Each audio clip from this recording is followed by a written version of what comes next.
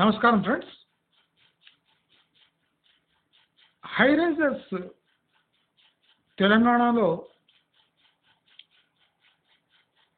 బాగా ఊపందుకొని సడన్గా డౌన్ కావడానికి కారణాలు మనకు పై demand supply,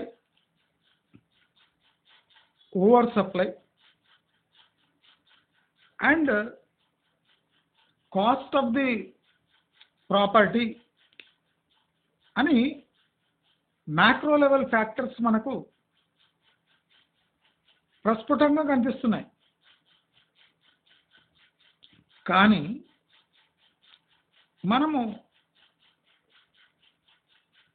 general society perspective లేదా ఒక ఇండస్ట్రీ పర్స్పెక్టివ్లో మనం ఈ హై రైజర్స్ని చూస్తే they are aliens to the general construction industry. They are aliens. Aliens అంటే పరిచయం లేని వేరే లోకపు ఒక మనుషులు, అంటే మన జాతికి చెందిన వాళ్ళు కాదు అనే భావన ఈ కన్స్ట్రక్షన్ ఇండస్ట్రీలో బాగా ఉంది. మనం గమనిస్తే ఈ హై రైజెస్ మన స్టాండర్లోన్ అపార్ట్మెంట్స్ కల్చర్కి చాలా భిన్నంగా ఉంది. ఈ స్టాండర్లోన్ అపార్ట్మెంట్కి ఒక హై రైజ్కి ఒక 4 నుంచి 6 అంతస్తుల తేడా మాత్రమే ఉంది. ఒక స్టాండర్లోన్ ఒక 6 అంతస్తులు, 7 అంతస్తులు, 10 అంతస్తులు కూడా ఉన్నాయి. ఈ 8వ అంతస్తు నుంచి 12 అంతస్తులు మధ్యలో ఈ హై రైజ్ కల్చర్ అనేది స్టార్ట్ అయింది. మరి ఈ ఫ్లాట్ల తేడా, కొన్ని అంతస్తుల తేడాతో ఈ హై రైజ్ మన జనరల్ కన్స్ట్రక్షన్ ఇండస్ట్రీకి దూరం ఎందుకు అయింది? అసలు దూరం కావడానికి కారణం ఏమి? ఈ స్టాండ్ అలోన్లకు ఈ హై రైజెస్కి ఉన్న వైరం ఎక్కడ? ఈ స్టాండ్ అలోన్లకు జనరల్ ఇండిపెండెంట్ హౌసెస్ వీటికి వైరం ఎక్కడొచ్చింది?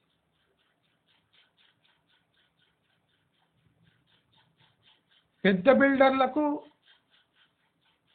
సామాన్య బిల్డర్లకు మధ్య ఇంత గ్యాప్ ఎందుకు ఏర్పడింది? మనం ఇవన్నీ ఆలోచించాం. మనం గమనిస్తే జనరల్ కన్స్ట్రక్షన్ ఇండస్ట్రీకి స్టాండ్ అలోన్ వరకు సఖ్యత ఉంటుంది. ఈ రియల్ ఎస్టేట్లో plot, independent houses, stand alone, ఈ ముగ్గురు ఒక ఫ్యామిలీకి చెందిన వాళ్ళలా ఉంటారు. మనం వెంచర్లలో ఒక 3-4 అంతస్తుల స్టాండ్ అలోన్లు చూస్తుంటాం, ఇండిపెండెంట్ హౌసెస్ చూస్తుంటాం, విల్లాస్ చూస్తుంటాం. ఇవన్నీ ఒక ఇండస్ట్రీకి చెందిన వాళ్ళు కట్టింది. అంటే సామాన్యులు కూడా వీళ్ళని అప్రోచ్ అయ్యి తమ ఇండ్లు కట్టించుకోవచ్చు అనే భావన ప్రజల్లో కూడా ఉండేది. ఒక రెప్యూటెడ్ బిల్డర్, ఒక రెప్యూటెడ్ మేస్త్రి ఒక రెప్యూటెడ్ కాంట్రాక్టర్ లేదా ఒక సాధారణ కాంట్రాక్టర్ ఎక్కడైనా ఇల్లు కడుతుంటే చూసి ఆయన పనితనం చూసి మనం కన్స్ట్రక్షన్కి ఇచ్చేవాళ్ళము. మనం నెగోషియేషన్ ద్వారా ఆ ఇండ్ల కన్స్ట్రక్షన్ పూర్తి చేసుకునేవాళ్ళం. ఇరుపక్షాలు లాభ నష్టాలతో అక్కడో ఇక్కడో ఒక కోఆర్డినేటెడ్ ఎఫర్ట్తో ఈ కన్స్ట్రక్షన్ ఇండస్ట్రీ నడిచేది. మనం లోకల్ ఇండస్ట్రీస్ చూసుకుంటే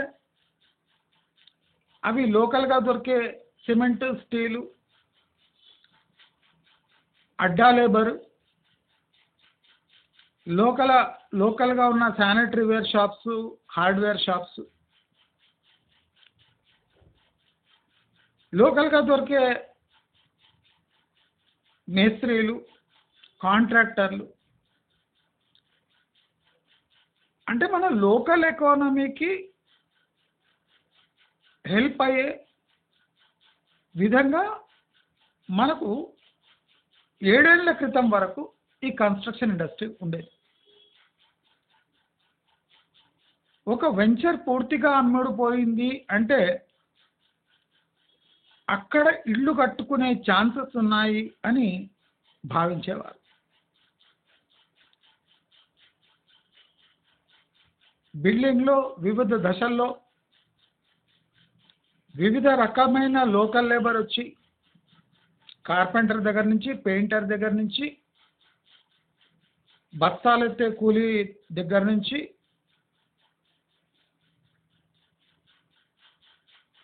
ఈ ప్లాస్టరింగ్ వర్క్ దగ్గర నుంచి బునియాది దోడే లేబర్ వరకు వివిధ దశల్లో వివిధ స్కిల్స్ ఉన్న లోకల్ లేబర్కి అవకాశం దక్కేది. సంతోషం కూడా, అంటే ఒకటే కాంట్రాక్టర్ కాకుండా పనితనంపై వివిధ కాంట్రాక్టర్లకు పుష్కలంగా పని దొరికి వివిధ కాంట్రాక్టర్లు తమ అవసరానికి బట్టి వివిధ లేబర్ డిపార్ట్మెంట్స్లో పని కల్పించి ప్రతి ఒక్కరూ ఆర్గానిక్గా ఎంప్లాయ్మెంట్ పొందుతూ ఆర్గానిక్ గ్రోత్ ఉండేది. కట్టేవాడికి ఆ కడుతున్న వాడితో సంబంధాలు ఏర్పడి బిజినెస్ కూడా పెరిగేది. ఆయన రెఫరెన్స్ కూడా ఇచ్చేవాడు, ఫలాన్ కాంట్రాక్టర్ మంచిగా చేశాడు, మీరు కూడా ఈ కాంట్రాక్టర్కి మీ బిల్డింగ్ ఇచ్చి కట్టించుకోండి అని ఫ్రీగా రికమెండ్ చేసేవాడు. అంటే సొసైటీతో లింకులున్న ఒక కన్స్ట్రక్షన్ ఇండస్ట్రీ అంటే లోకల్ ఇండస్ట్రీగా ఉండేది. కన్స్ట్రక్షన్ అంటే ఏదో వేరేగా హైటెక్గా మనకు అందుబాటు లేని ఇండస్ట్రీ, మనం కాంట్రాక్టర్తో మాట్లాడలేము అనే ఏ ప్రాబ్లం లేదు. రోజు సాయంత్రం కాంట్రాక్టర్తో కలిసేది, ప్రైస్ నెగోషియేషను, బిల్డింగ్ ఎలా కన్స్ట్రక్ట్ అవుతుంది, మెటీరియల్ ఏమి యూజ్ చేస్తున్నాము, మిక్చర్ ఎలా ఉంది, లేబర్ వస్తుందా లేదా, వాన పడుతుందా లేదా, ఎండ ఎట్లా ఉంది, ఏమైనా డబ్బులు కావాలన్నా డబ్బులు అడ్జస్ట్ చేయాలన్నా, అంటే డే టు డే కన్వర్జేషన్ నుంచి ఒక ఇండిపెండెంట్ హౌస్ కానివ్వండి, ఒక స్టాండ్ అలోన్ అపార్ట్మెంట్ కానివ్వండి, సూపర్విజన్తో పాటు సలహాలు, సూచనలు, మార్పులు, చేర్పులు అక్కడే జరిగిపోయాయి. దానివల్ల ఏదైనా చిన్న తప్పులు ఉంటే సరిదిద్దుకొని ఆ కాంట్రాక్టరు బాగుపడేవాడు, ఆ మైస్త్రి బాగుపడేవాడు, జనాలకు ఎంప్లాయ్మెంట్ ఎప్పుడు దొరికేది. ఓ 10 అక్కడో ఇక్కడో.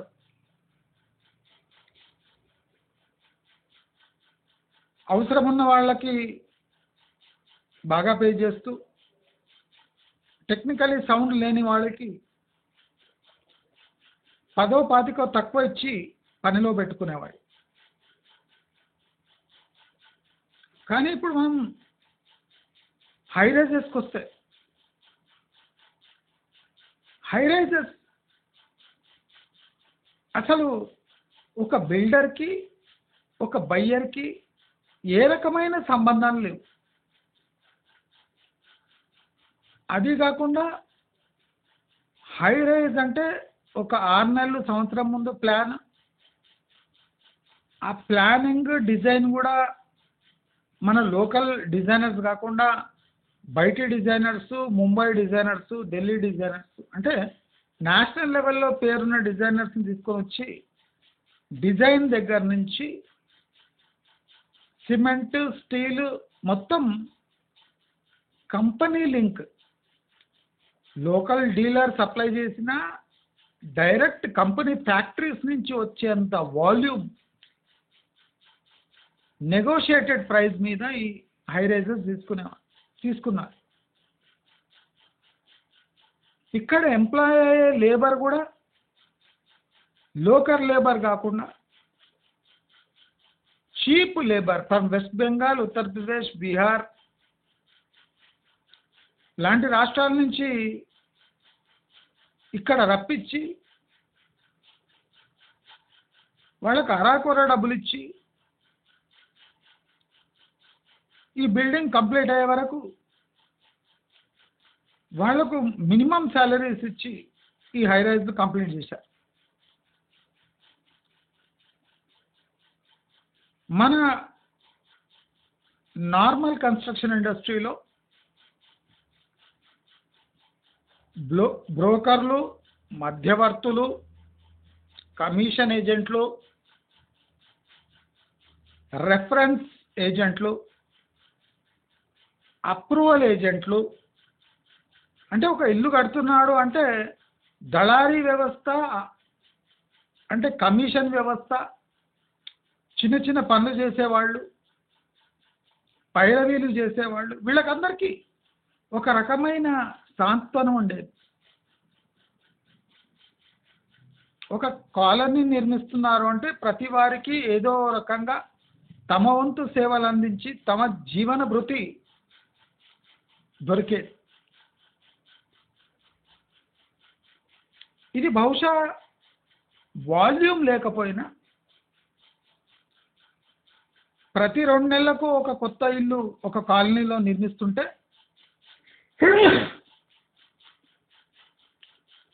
ఈ కాంట్రాక్టర్లకు, మధ్యవర్తులకు, దళారులకు, మెటీరియల్ సప్లై చేసే వాళ్లకు ప్రతి 2 నెలలకు ఒకసారి ఒక కొత్త ఇల్లు వల్ల, కొత్త స్టాండ్ అలోన్ వల్ల జీవన భృతి నార్మల్గా సాగేది. కొంతమంది కోట్లు సంపాదించినా కొంతమంది ఆకలి చావులు లేకుండా, కంప్లైంట్స్ లేకుండా ఈ ఇండస్ట్రీ కొనసాగేది. ఒక్కసారి ఈ హై రైజ్ అనే మహమ్మారి మన హైదరాబాద్లో అడుగు పెట్టగానే మొత్తం కన్స్ట్రక్షన్ ఇండస్ట్రీ తునాతునకలై చీలికకు గురైంది.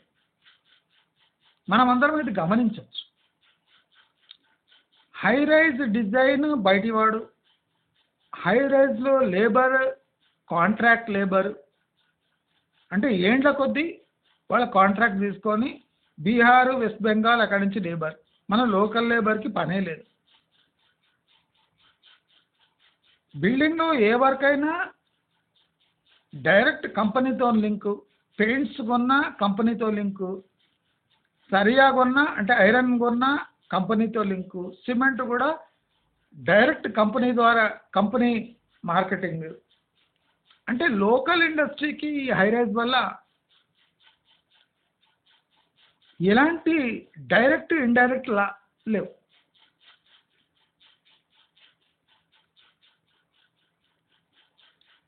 అంటే ఈ బయ్యర్కి, ఈ కన్స్ట్రక్షన్ చేసేవాడికి బిల్డింగ్ కంప్లీషన్ అయినాక ఒక ఐడియా వస్తుంది, కానీ బిల్డింగ్ కంప్లీట్ అయ్యే వరకు ఓనర్కి, ఈ బిల్డర్కి ఏ రకమైన సంభాషణం లేవు. అడ్వాన్స్ తప్ప ఏ ఫ్లోర్లో ఏ ఫ్లాట్ వస్తుంది తప్ప రెండో సమాచారం వీళ్ళ మధ్యలో ఉండదు. అంటే నేను ఇష్టం వచ్చినట్టు కడతా, నీవు అడ్వాన్స్ ఇచ్చినావు కనుక చచ్చినట్టు తీసుకోవాలి అనే ఒక విచిత్రమైన సంబంధాలు ఏర్పడ్డాయి. ఈ హై రైజ్ మార్కెటింగ్ సేల్స్లో కూడా ఏజెంట్లు దళారుల పాత్ర చాలా తక్కువ. ఎందుకంటే ఆ హై రైజ్ కిందనే ఒక ఆఫీస్ ఉంటుంది, అక్కడ పోయి డైరెక్ట్ నెగోషియేట్ చేయొచ్చు. అంటే బిల్డర్తో డైరెక్ట్ కలిసి దళారీ వ్యవస్థ చాలా తగ్గిపోయింది. ఎందుకంటే ఈ బిల్డర్స్ కూడా అంటే దళారులకు ఇవ్వకుండా డైరెక్ట్గా ఆ కమిషన్ డబ్బులు కూడా మిగిలించుకొని ఆ ఫ్లాట్లు అమ్మే ఒక కల్చర్ తీసుకొని వచ్చారు. సో లోకల్ దళారులకు ఏజెంట్లకు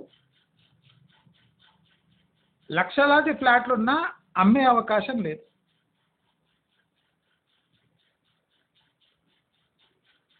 ఆ కంపెనీ మార్కెట్ ఏజెంట్కి దళారీకి సమాచారం వేరువేరుగా ఇస్తారు కనుక బయట దళారీ అమ్మే లోపే వాడికన్నా తక్కువలో ఈ కంపెనీ వాళ్ళు ఆ ఫ్లాటు అంటగట్టింటారు. అంటే దళారీ తన కమిషన్ పోగొట్టుకొని సేల్స్ చేయాలి. ఎందుకు చేస్తాడు అంటే దళారీ వ్యవస్థని నిర్మూలించి తక్కువలో ఫ్లాట్స్ ఏమైనా ఇస్తున్నారంటే లేదు, 300% పెంచి ఇవ్వటం జరుగుతుంది. ఈ చిన్న చిన్న దళారీలు పనులు చేసుకునే వాళ్ళు అప్రూవల్ వాళ్ళ పాత్రనే లేదు. అంటే ఒక ఎకో సిస్టమ్ ఉండేది, పార్ట్ టైం జాబ్స్ ఉండేవి. ఇసుక లారీకి కూడా దళారీ ఉండేవాడు, ఇటుక లారీకి కూడా దళారీ ఉండేవాడు. లోకల్ సిమెంట్, స్టీలు, ఇతరత్ర హార్డ్వేరు, ఎలక్ట్రికల్ దీనికి కూడా అక్కడ చుట్టుముట్టు షాప్స్ ఈ ఇండస్ట్రీ వల్ల సర్వైవ్ అయ్యాయి. కానీ వన్స్ ఈ హై రైజ్ కల్చర్ రాగానే అసలు రీటైల్ అనేదే లేదు, మొత్తం wholesale direct from company. Marketing కూడా డైరెక్ట్ బిల్డర్తో. క్వాలిటీపై ప్రశ్నలు వేయలేరు, క్వాలిటీ కళ్ళతో చూడలేరు. ఈ హై రైజర్స్లో ఫ్లాట్లు అమ్ముడు పోవడం కూడా కష్టం. అంటే పోస్ట్ సేల్స్ కూడా ఆ కంపెనీనే చూసుకుంటుంది. అంటే సెకండ్ హ్యాండ్ ఫ్లాట్స్ సేల్స్ కూడా రీసేల్ కూడా కంపెనీ చూసుకుంటుంది. అంటే టోటల్ ఎకానమీ, లోకల్ ఎకానమీని ఇగ్నోర్ చేసి ఈ హై రైజ్లు తమ సామ్రాజ్యాన్ని నిర్మించుకొని ఒక పెద్ద కోట నిర్మించుకొని ఈ local labour, local civil engineers, local మేస్త్రీలను అసలు అవసరం లేకుండా చేసుకొని తమ కోటలో తమ సామ్రాజ్యాన్ని ఒక నిర్మించుకోవాలి. దానివల్ల ఈ టోటల్ రియల్ ఎస్టేట్ ఇండస్ట్రీలో చీకలు వచ్చి పాయలు వచ్చి ఈ హై రైజ్ బిల్డర్స్ని ఎదుర్కోలేక ఊరి బయట నిర్మాణాలు చేస్తూ తక్కువ కమిషన్తో అతి తక్కువ మార్జిన్స్తో కాంట్రాక్టర్లు గత 7 ఏళ్లుగా బాగా సఫర్ అయ్యాయి. ఒక విల్లా 4-6 కోట్లు పెట్టి కొంటారు కానీ ఒక కాంట్రాక్టర్ పక్కనే కట్టే 1.5 విల్లా వీళ్ళు కొనరు. ఎందుకంటే అది బ్రాండెడ్ విల్లా, ఇది కాంట్రాక్టర్ కట్టిన విల్లా. కాంట్రాక్టర్ కట్టిన విల్లానే క్వాలిటీ పరంగా బాగా మంచిగా ఉంటుంది. కాంట్రాక్టర్తో మాట్లాడవచ్చు, ప్రశ్నలు వేయచ్చు, నెగోషియేట్ చేయొచ్చు, తీసుకోవచ్చు. ఒక బ్రాండ్ విల్లా అయితే మాట్లాడలేము, క్వశ్చన్ చేయలేము, వాళ్ళు ఇచ్చిన ప్రైస్కి తీసుకోవాలి. అంటే ఇటు బయ్యర్ నష్టపోయాడు 7 ఏళ్లుగా, లోకల్ సివిల్ ఇండస్ట్రీ నష్టపోయింది, బ్రోకర్స్ దళారులు నష్టపోయారు, మార్కెటింగ్ సేల్స్ వాళ్ళు నష్టపోయారు, లోకల్ లేబర్ నష్టపోయారు. లోకల్ సప్లయర్స్ నష్టపోయారు. కొనాకు రిజిస్ట్రేషన్లు కూడా ఆ కంపెనీ టైఅప్తో జరుగుతాయి, కానీ అక్కడ దళారులు ఎవరు ఉండరు. అంటే చిన్న దళారులకు ఆ సాహసం చేయలేరు వాళ్ళు. అంటే ఇప్పుడు హై రైజ్ ఇండస్ట్రీకి ఈ లోకల్ కన్స్ట్రక్షన్ ఇండస్ట్రీకి ఏ సంబంధాలు లేదు, వాళ్ళ అవసరం కూడా లేదు. అసలు ఈ హై రైజ్ ఇండస్ట్రీని స్పెషల్ కేటగిరీ స్టేటస్ ఇచ్చి ఈ జనరల్ కన్స్ట్రక్షన్ ఇండస్ట్రీ నుంచి బయటికి దొబ్బాలి. అప్పుడే ఈ లోకల్ కన్స్ట్రక్షన్ ఇండస్ట్రీ మేస్త్రీలు, దళారులు, సప్లయర్స్ వీళ్లకు కొద్దిగా ఇంపార్టెన్స్ ఏర్పడుతుంది.